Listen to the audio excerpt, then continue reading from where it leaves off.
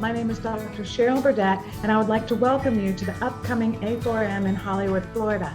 I will be talking about anti-aging diet and ketones. My background is the educational director at Progressive Medical, and I have been involved in teaching and integrative medicine for the past 20 years.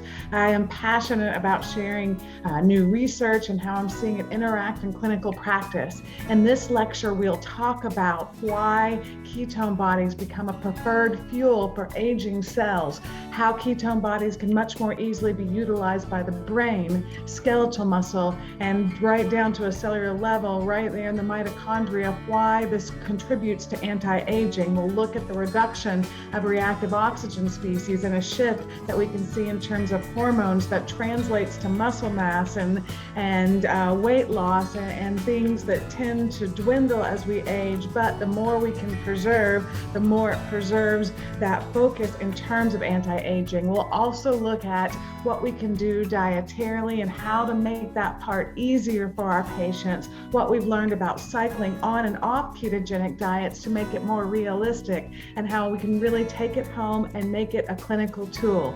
I look forward to meeting you, interacting with you, and thinking with you on April 29th through 30th in Hollywood, Florida at our next A4M.